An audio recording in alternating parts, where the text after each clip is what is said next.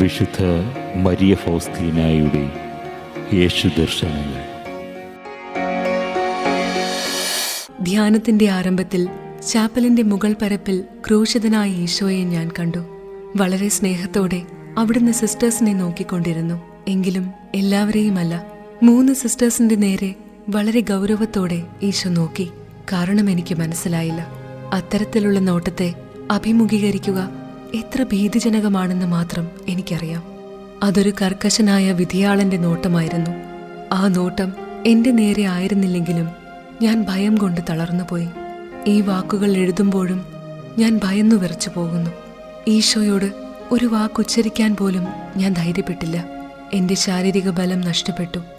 ആ ക്ലാസിന്റെ അവസാനം വരെ ജീവിച്ചിരിക്കുകയില്ലെന്ന് ഞാൻ വിചാരിച്ചു. പിറ്റേ ദിവസവും ഞാൻ ഇതുതന്നെ വീണ്ടും കണ്ടു.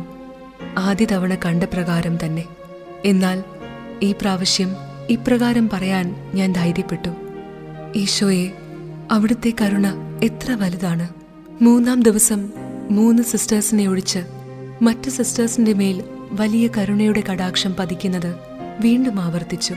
ഞാൻ പരസ്നേഹത്തിൽ നിന്ന് ലഭിച്ച ശക്തിയാൽ ധൈര്യം സംഭരിച്ച് കർത്താവിനോട് പറഞ്ഞു: അങ്ങു തന്നെ എന്നോട് പറഞ്ഞതനുസരിച്ച് അങ്ങ് കരുണ തന്നെയാണല്ലോ.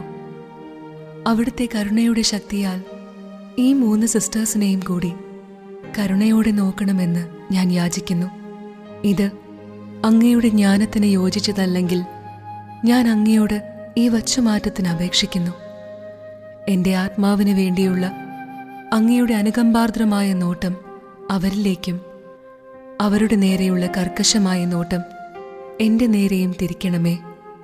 അപ്പോൾ ഈശോ എന്നോട് ഇപ്രകാരം പറഞ്ഞു: എൻ്റെ മകളെ, നിന്റെ ആത്മാർത്ഥവും ഉദാരവുമായ സ്നേഹത്തെ പ്രതി അവർ എന്നോട് ചോദിക്കുന്നില്ലെങ്കിലും ഞാൻ അവർക്ക് വളരെ കൃപകൾ നൽകുന്നു. എന്നാൽ നിന്നോട് ചെയ്ത വാഗ്ദാനം മൂലമാണ് ഞാൻ ഇപ്രകാരം ചെയ്യുന്നത്. ആ സമയത്ത് ആ 3 സിസ്റ്റേഴ്സിന്റെ നേരെയും അവിടുത്തെ കരുണാർദ്ര നോട്ടം പതിഞ്ഞു. ദൈവത്തിന്റെ നന്മ കണ്ട് എന്റെ ഹൃദയം ആനന്ദത്താൽ പുളകിതമായി.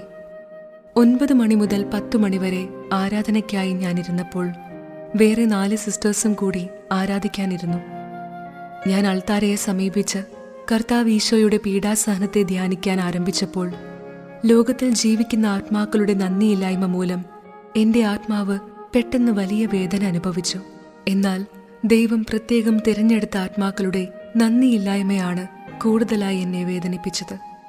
അത് വർണ്ണിക്കാൻ ഒരു താരതമ്യമോ സങ്കല്പമോ ഇല്ല. ഈ കടുത്ത നന്ദിയില്ലായ്മയുടെ ദർശനത്താൽ എന്റെ ഹൃദയം കുത്തിപ്പിളർക്കപ്പെടുന്നത് പോലെ തോന്നി. എന്റെ ശക്തി പൂർണ്ണമായും നഷ്ടപ്പെട്ടു. ഞാൻ മുഖം പൊത്തി വീണ് വാവിട്ട് കരഞ്ഞു.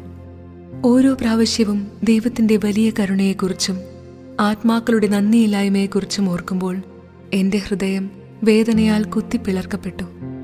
ഈശോയുടെ മാധുര്യമേറുന്ന ഹൃദയം വേദനയാൽ എത്രമാത്രം മുറിവേൽപ്പിക്കപ്പെട്ടുവെന്ന് എനിക്ക് മനസ്സിലായി.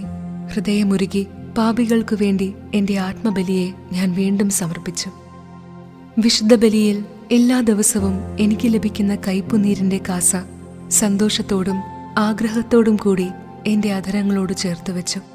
അത് ഓരോ നിമിഷവും ഈശോ എനിക്ക് വേണ്ടി മാറ്റിവെച്ച പങ്കായിരുന്നു. അത് ഞാൻ മറ്റാർക്കും വിട്ടുകൊടുക്കുകയില്ല. ഏറ്റവും മാധുര്യമുള്ള ദിവ്യകാരുണ്യ ഹൃദയത്തെ നിരന്തരം ഞാൻ ആശ്വസിപ്പിക്കുകയും എന്റെ ഹൃദയതന്ത്രികളിൽ ഇമ്പമുള്ള ഗാനങ്ങൾ മീട്ടുകയും ചെയ്യും. സഹനമാണ് എല്ലാറ്റിലും ഏറ്റവും ശ്രുതിമധുരമായ സംഗീതം. ഇന്ന് അങ്ങേ ഹൃദയത്തെ ആനന്ദിപ്പിക്കുന്ന കാര്യങ്ങൾ ഞാൻ ജാഗ്രതയോടെ അന്വേഷിച്ചു കണ്ടെത്തും.